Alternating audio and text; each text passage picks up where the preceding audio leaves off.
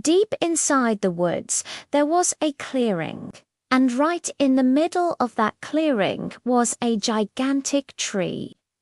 Underneath the tree, they saw a large rock monolith with strange symbols carved into it. It looked like the entrance to a cave. As if the rocks were parting, two stone slabs slid aside and revealed a tunnel going deep into the ground. They were both scared, but curiosity got the better of them. So they went inside. The tunnel was dark and narrow. Then, suddenly, the walls opened up into a giant cavern. It was filled with gold and precious stones. But what truly caught their attention was a staircase leading up to a mysterious door. They climbed up, and Mert reached out to open it. Just then, a voice boomed, "Stop, intruders. If you have come to steal our treasure, you are too late." Startled, Mert and Elif turned around. Standing before them was a tall, thin man dressed in a black robe. He had a staff in his hand, and his face was hidden behind a golden mask. "Who are you?" asked Elif. The man in black pointed his staff at them and said, "I am the guardian of this place. Now leave before I call my snake guards." He raised his staff high, ready to strike. At that moment, Mert knew they wouldn't be safe until they found the secret of the lost city. Suddenly, Elif shouted, "Wait, we don't want to steal anything. We just want to see the lost city." The man in black lowered his staff slightly. "Why do you want to see the lost city?" he asked suspiciously. "Because it's my dream," said Mert. "I've always wanted to be an explorer and find mysterious places. I promise we won't disturb anything." The man in black thought for a moment. "Very well," he finally said. "I'll take you to the lost city. But if I catch you stealing or trying to run away, I will personally throw you into the pit of eternal darkness." Mert and Elif promised they would behave. The man in black then turned and walked towards the mysterious door. "Follow me," he said. As they walked deeper into the caverns, Elif whispered to Mert, "Do you think he's serious about that eternal darkness thing? Like, can you actually die from being in the dark?" Mert shrugged. "No idea, but I don't want to find out. Let's just stick to the plan."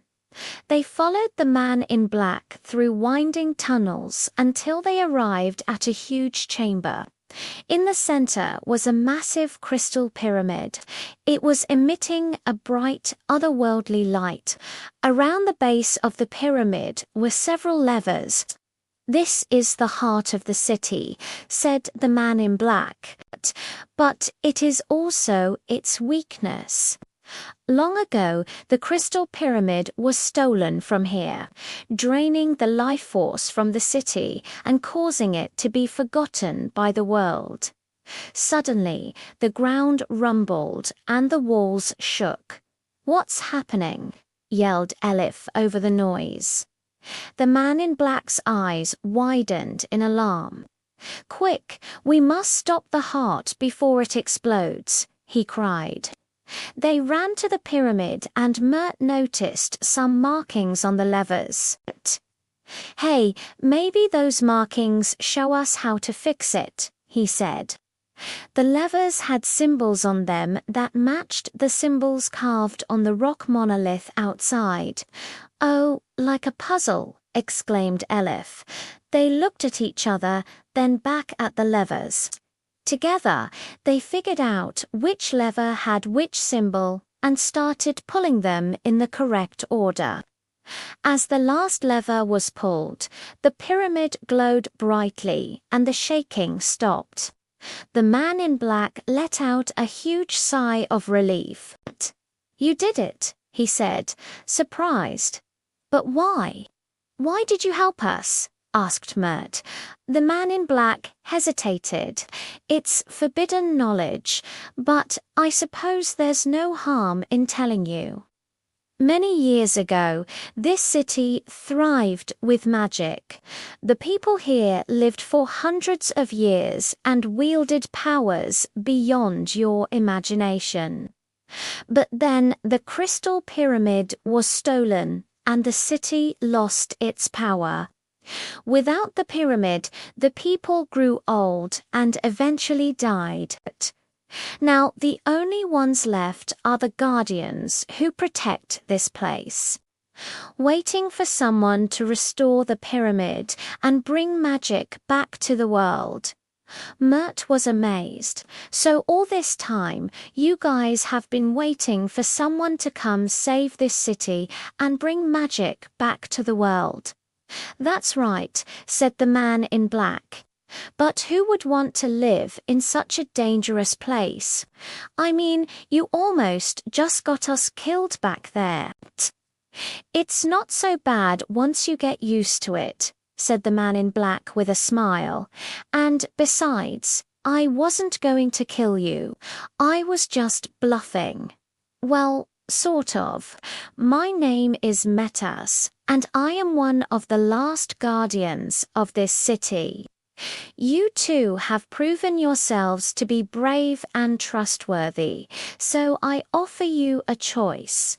Stay here with me and become guardians yourselves, or leave now and keep the secret of the lost city forever." Mert and Elif looked at each other. They had always dreamed of adventure, but this was more than they had bargained for. Thank you, Metas," said Elif, "but we kind of have school and stuff to worry about."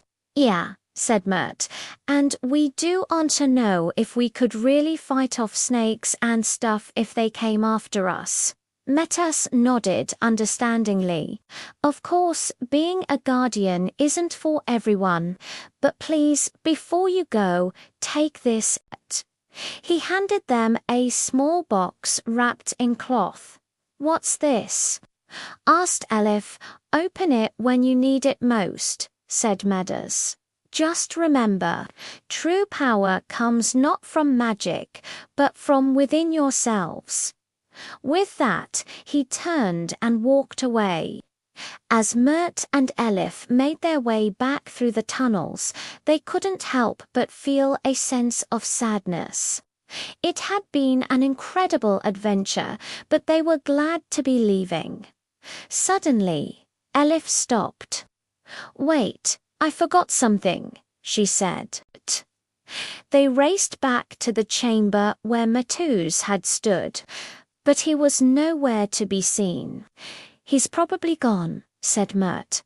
"Yeah," said Elif sadly. Then she remembered the box. She opened it and found a beautiful crystal pendant. Each half was like a puzzle piece that fit perfectly together. "Wow," she whispered as they walked out of the forest. Hand in hand, the sun shone brightly through the trees. They had discovered the lost city and made an incredible friend along the way, but they knew that their real adventure was just beginning. Back in town, Mert and Elif went back to the library. They showed the librarian the map and told her about the lost city. The librarian gasped. "I knew it," she whispered. "The map, it's real." Mert and Elif were confused. "What do you mean?" they asked. The librarian smiled mysteriously. "Let us just say that this is UNT the first time someone has found the map to the lost city. There are others out there who seek its secrets. But for now, you have discovered the greatest treasure of all, the power of friendship." Then she leaned in close and said, "Keep the map safe. When the time is right, you must return to the lost city and unlock its powers." Mert and Elif promised they would. As they walked home, Mert took the crystal pendant out of his pocket. "Hey Elif, do you think there's still magic in the world?" he asked. Elif looked up at the sky. "I don't know," she said, "but if there is, I think it all starts with believing in yourself." Mert smiled. He knew she was right. Their adventure had taught him that the greatest power of all was the strength of their friendship. Together, they could face any challenge and discover anything they set their minds to. They had unlocked the secrets of the lost city, but it was just the beginning of their adventures.